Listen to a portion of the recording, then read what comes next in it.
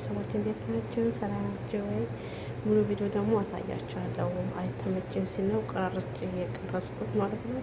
ይሄ የማሼ አሰራር ነው። ማሼ ዛሬ በሱ ነው ውልክች የየች ራሱ አንድ ሰራተኛ ያስፈልገዋል ማለት ነው።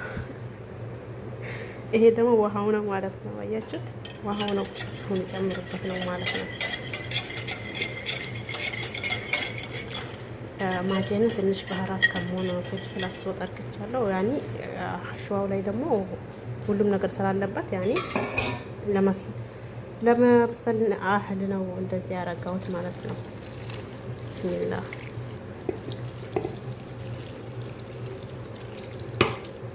አብራችን ደግሞ እንበላዋለን። በል ኢንሻአላህ በላፊያ በላፊያ በሉ። ጠይብ ሰምታችኋል። ኢንሻአላህ ሲበስል ደግሞ ያሳያችኋለሁ።